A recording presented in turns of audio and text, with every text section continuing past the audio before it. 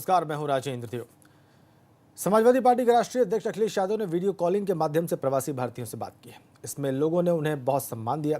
इस दौरान प्रदेश के कार्यकर्ताओं और नेताओं ने भी अपने अध्यक्ष को भरोसा दिलाया कि वे 2022 के विधानसभा चुनाव में फिर से बाजी मारेंगे और इस बार सपा सरकार बनाने में कोई चूक नहीं होगी।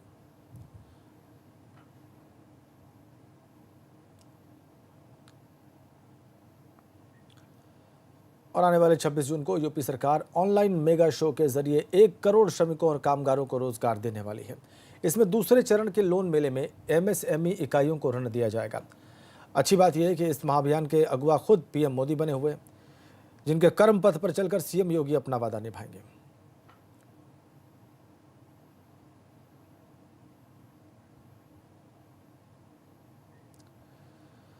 और मुख्यमंत्री योगी आदित्यनाथ को लापरवाही किसी भी कीमत पर बर्दाश्त नहीं। कोरोना काल में कई अधिकारी उनकी इस कार्यशैली से परिचित हो गए होंगे। इस दौरान उन्होंने जब भी काम में कोताही देखी तो मौके पर ही फटकार लगाई।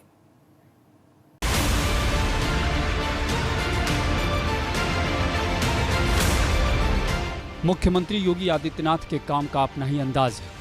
कुछ समय पहले नोएडा में जब कोरोना से हालात बिगड़े थे तो वहां मुख्यमंत्री ने खुद बैठक की थी।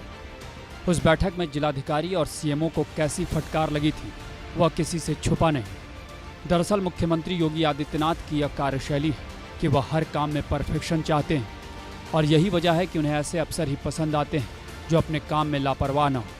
कोरोना काल में जब पूरी दुनिया पर संकट आया तब भी इससे निपटने के लिए मुख्यमंत्री ने कई कदम उठाए और टीम 11 का गठन भी उन्हीं में से एक था।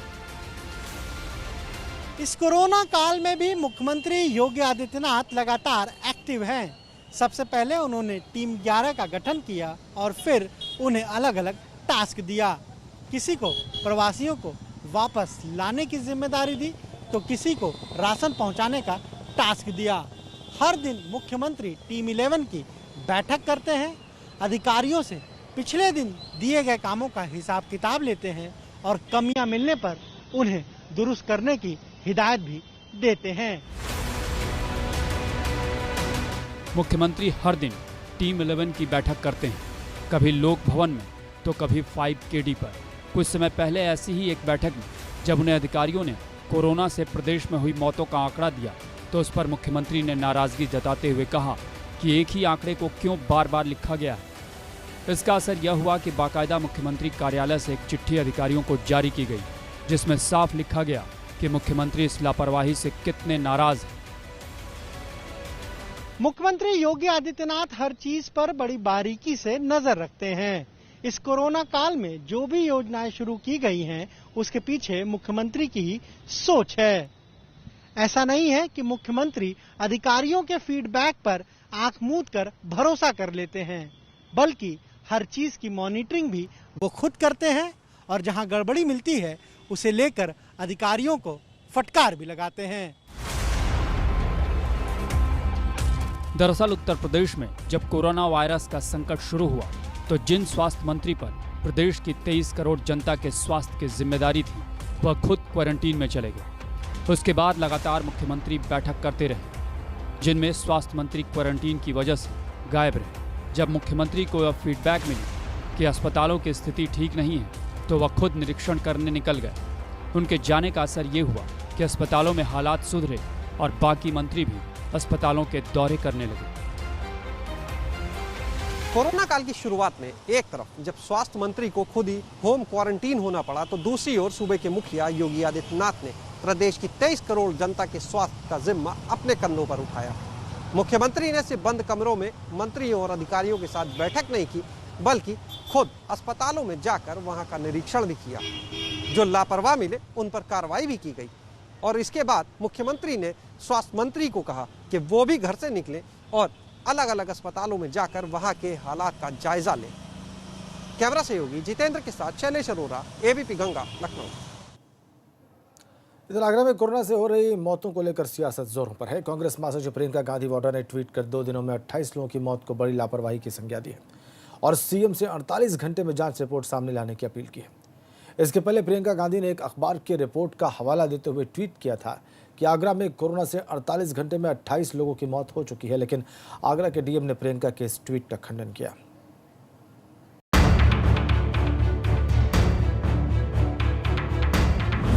प्रदेश में कोरोना महामारी पर सियासी मारामारी भारी। ताजा मामला कांग्रेस की राष्ट्रीय महासचिव प्रियंका गांधी वाड्रा और आगरा के डीएम के बीच कोरोना संक्रमितों की मौत को लेकर ट्विटर पर छिड़े जंग की। प्रियंका ने आगरा के डीएम की ओर से नोटिस जारी होने के बाद फिर ट्वीट किया। प्रियंका ने लिखा, अस्पताल में भर्ती होने के 48 घंटे के अंदर 28 लोगों की मौत हुई है। आगरा मॉडल का झूठ फैलाकर इन विषम परिस्थितियों में धकेलने के जिम्मेदार कौन है? मुख्यमंत्री जी 48 घंटे के भीतर जनता को इसका स्पष्टीकरण दें और कोविड मरीजों की स्थिति और संख्या में की जा रही हेराफेरी पर जवाबदेही बनाएं। आगरा में कोरोना से मृत्यु दर दिल्ली और मुंबई से भी अधिक है। यहाँ कोरोना मरीजों की मृत्यु दर 6.8% है। यहाँ कोरोना से जान गंवाने वाले 79 मरीजों में से 35% यानी 28 लोगों की मौत अस्पताल में भर्ती होने के 48 घंटे के अंदर हुई है।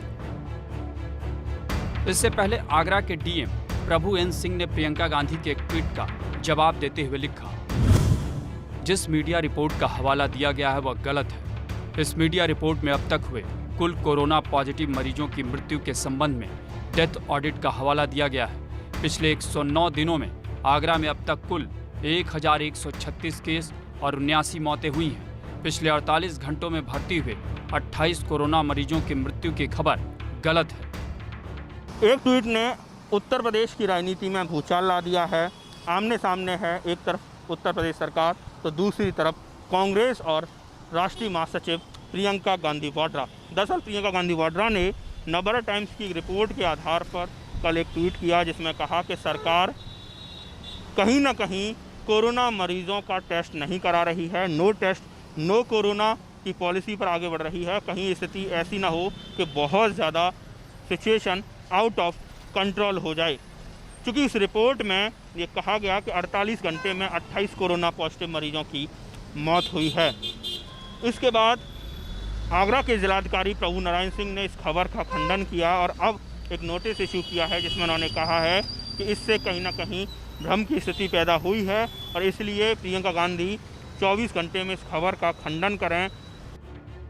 दरअसल इस ट्विटर वॉर की शुरुआत तब हुई जब प्रियंका गांधी वाड्रा ने खबर को ट्वीट करते हुए यूपी सरकार पर निशाना साधा। उन्होंने ट्वीट करते हुए लिखा था, आगरा में 48 घंटे में भर्ती हुए 28 कोरोना मरीजों की मृत्यु हो गई। यूपी सरकार के लिए कितनी शर्म की बात है कि इसी मॉडल का झूठा प्रचार करके सच दबाने की कोशिश की गई। सरकार की no test no corona policy पर सवाल उठ रहे थे, लेकिन सरकार ने उसका कोई जवाब नहीं दिया। अगर यूपी सरकार सच दबाकर कोरोना मामले में इसी तरह लगातार लापरवाही करती रही तो बहुत घातक होने वाला है। बहरहाल उत्तर प्रदेश में भी कोरोना के केस लगातार बढ़ रहे हैं, जिस पर नियंत्रण करने के लिए टेस्ट से लेकर छिड़काव तक सब कुछ किया जा रहा है। लेकिन इस कोरोना पर जिस तरह से सियासत तेज होती जा रही है, उस पर काबू पाने की दवा कहां से आएगी और कौन सा सियासी छिड़काव किया जाएगा? कुल मिला के एक खबर के आधार पर जो संग्राम छिड़ा है वो अब पूरी तरह से महाभारत में तब्दील हो गया है। कांग्रेस पीछे हटने को तैयार नहीं है तो वहीं राज्य सरकार के निर्देश पर जिलाधिकारी आगरा ने प्रियंका गांधी वाड्रा को नोटिस इशू किया है। आगरा से कैमरा पर्सन दिलीप सिंह के साथ नितिन उपाध्याय, एबीपी गंगा। और कानपुर के संवासनी गृह में 57 महिलाओं की कोरोना रिपोर्ट पॉजिटिव आने और 7 युवतियों के गर्भवती पाए जाने के मामले को उत्तर प्रदेश सरकार ने गंभीरता से लिया है। सीएम योगी के आदेश के बाद कानपुर पहुंची राज्य बाल अधिकार संरक्षण की सदस्य डॉक्टर सुचिता चतुर्वेदी ने संवासनी गृह से संबंधित घटना के बारे में अधिकारियों से जानकारी ली और मीडिया से बात करते हुए डॉक्टर चित्ता ने बताया कि जो चूक हुई है उसकी जांच के लिए मुझे भेजा गया है। उन्होंने कहा कि माननीय मुख्यमंत्री जी का सख्त आदेश है कि कहीं पर भी जिससे जो चूक हुई है उसको दंडित किया जाए। माननीय मुख्यमंत्री जी का सख्त आदेश है कि जो भी इसमें कहीं पर किसी के माध्यम से जो चूक हुई है उसको उसके हिसाब से दंडित किया जाएगा। अगर ये इसमें अगर थोड़ी सी कहीं पर कहें तो एक प्राथमिकता देते हुए इन बच्चों को कहीं क्वारंटाइन स्टार्टिंग में कर लेते तो मुझे लगता है, लेकिन ये चूँकि कोरोना का वायरस जो है सिम्टम्स नहीं पता थे और ये आपको शो करता है, आपके 4, 5, 6 दिन बाद इसके सिम्टम्स पता चलते हैं, तो इस नाते भी कहीं ना कहीं, लेकिन हाँ, प्रिवेंशन मैटर को देखते हुए अगर हम प्रिकॉशन लेते तो ठीक रहता है। उत्तराखंड के रामनगर में कुछ लोगों ने अपने पड़ोसी को बुरी तरह से पीट दिया। पिटाई की घटना सीसीटीवी में कैद हो गई और इसमें साफ दिख रहा है कि कुछ लोग एक शख्स की बुरी तरह से पिटाई कर रहे हैं। इस दौरान वो शख्स बुरी तरह से जख्मी हो जाता है। रामनगर की तस्वीरें आप देख रहे हैं, सीसीटीवी में ये सब कुछ कैद। और देखिए, इतने सारे लोग मिलकर एक शख्स को पीट रहे हैं और बुरी तरीके से पीट रहे हैं।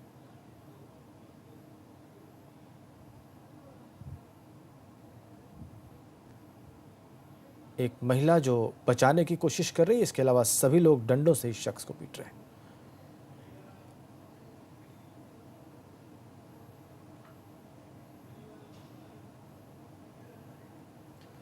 इधर सुल्तानपुर में युवक को घर से बुलाकर उसके ही साथियों ने गोली मार दी। वारदात को अंजाम देने के बाद उसके साथी मौके से फरार हो गए। यह पूरा मामला कादीपुर कोतवाली इलाके के नरोत्तमपुर गांव का है, जहां का रहने वाला युवक दिनेश वर्मा को उसके साथी घर से बुलाकर गांव के बाहर ले आए और उसके पेट में गोली मार दी। अब एसपी शिवहरी मीणा ने मामले में आरोपियों की धरपकड़ के सख्त निर्देश दिए।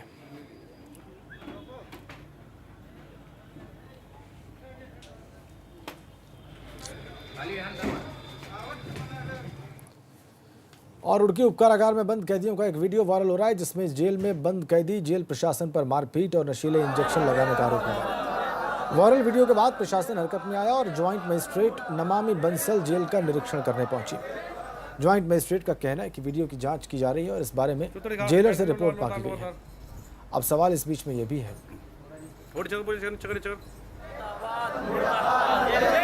कि जेल में बंद कैदियों के पास मोबाइल कहां से आया, यह बड़ा सवाल है। मुझे रात 12 बजे सिपाहियों ने निकाला।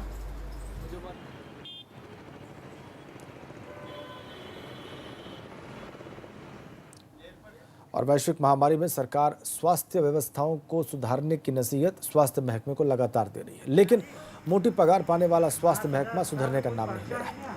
ताज़ा मामला फतेहपुर जिले का है। वहां पर एक दृष्टिहीन पीड़ित ने अपनी गर्भवती पत्नी की डिलीवरी कराने के लिए डिस्ट्रिक्ट महिला हॉस्पिटल पहुंचा और वहां पर स्टाफ नर्सेज ने अस्पताल में पीड़ित को भर्ती कर शख्स को दवा लाने भेज दिया और इसके बाद लौटने पर पत्नी ने रोते हुए खुद की पिटाई की बात बताई।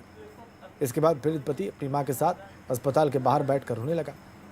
इसका वीडियो बनाकर किसी ने वायरल कर दिया और अब इस मामले में जांच के निर्देश दिए गए।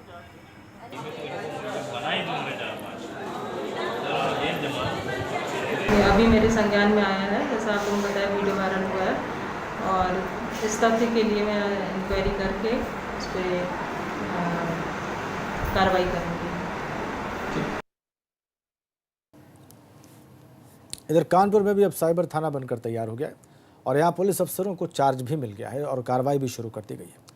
आपको बताएं कि थाने में रेंज के 6 जिलों के मामले दर्ज किए जाएंगे। लखनऊ और गौतम बुद्ध नगर के बाद प्रदेश का ये तीसरा साइबर थाना है जो बनकर तैयार हो चुका है।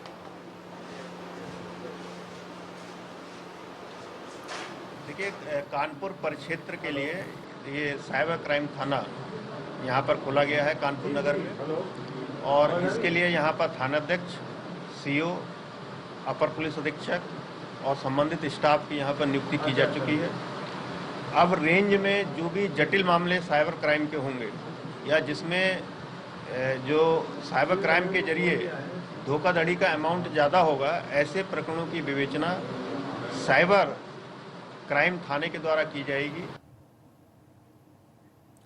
इधर गोरखपुर में भी गोरखपुर रेंज का पहला साइबर थाना खुल गया है। साथ ही यहाँ एक टीम तैयार की गई है जो रेंज के साइबर क्राइम मामलों को सुलझाने और साइबर अपराधियों की धरपकड़ का काम करेगी। इस साइबर थाने का उद्घाटन DIG range Rajesh D modak Rao ने किया। थाना एडवांस सॉफ्टवेयर और एक्सपर्ट टेक्निकल स्टाफ के जरिए यहाँ से साइबर क्राइम पर कंट्रोल किया जाएगा।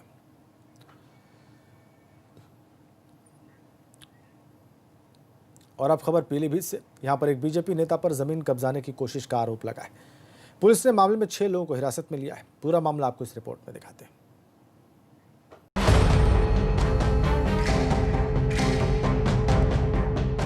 एक तरफ योगी सरकार एंटी भूमाफिया अभियान चला रही है, लेकिन दूसरी तरफ प्रदेश में दबंगों द्वारा जमीन कब्जाने की शिकायतें भी आ रही हैं। टीवी स्क्रीन पर इस वक्त आप जिस सफेद कार को देख रहे हैं वो पूरनपुर के ब्लॉक प्रमुख के पति अतेंद्र सिंह की है।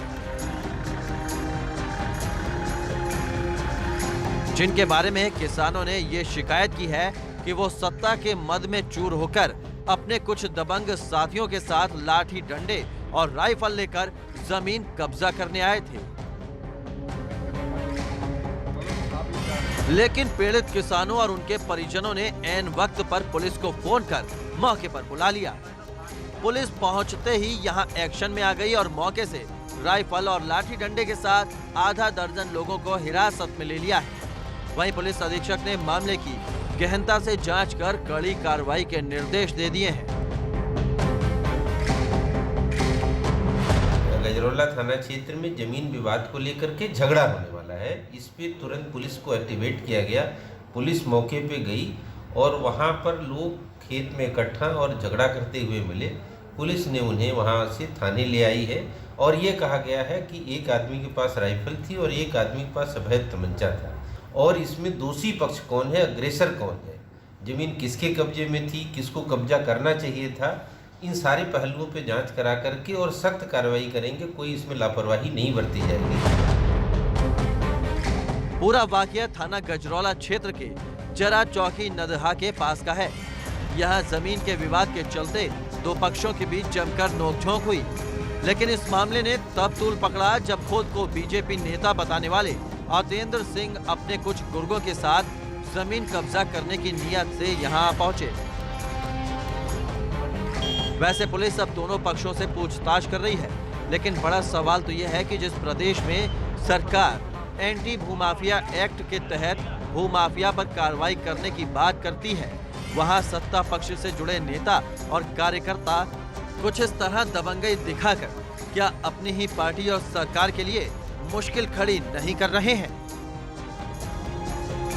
विक्रांत, पीलीभीत, एबीपी गंगा।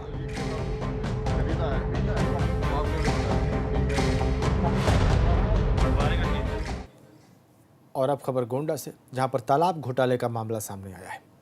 यहां के मलोना गांव में एक ही तालाब को 3 अलग अलग नाम देकर 3 बार उससे पैसे निकाले गए। प्रशासन अब घोटालेबाजों की पड़ताल कर रहा है।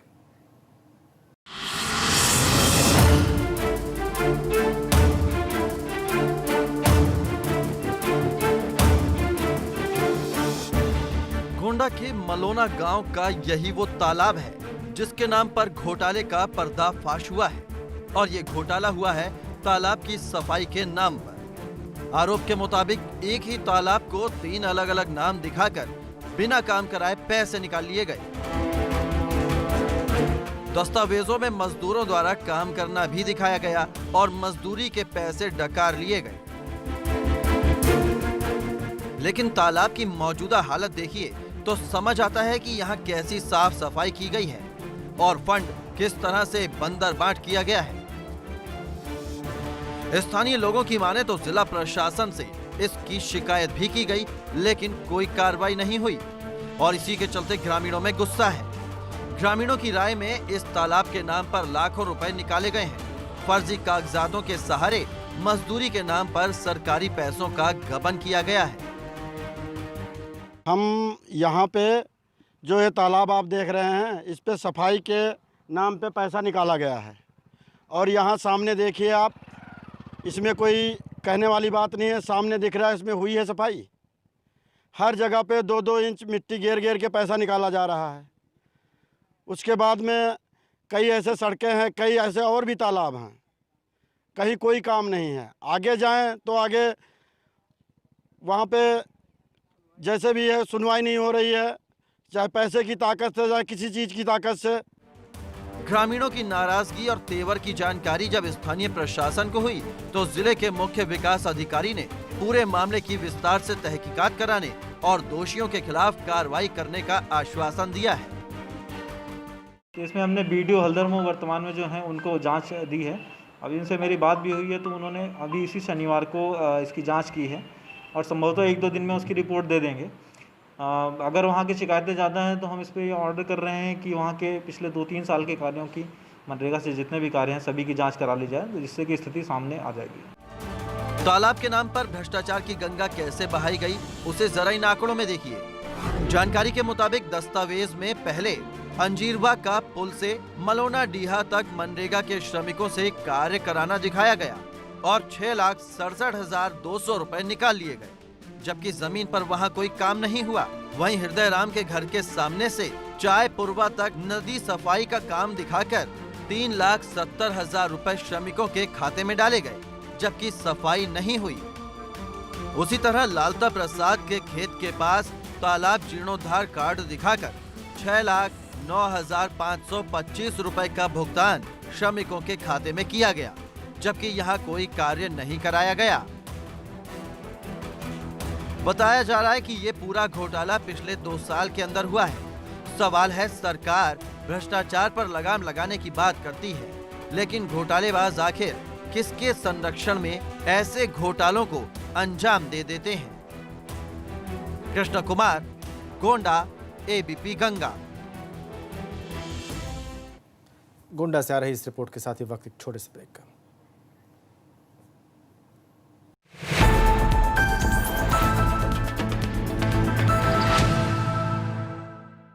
एक साथ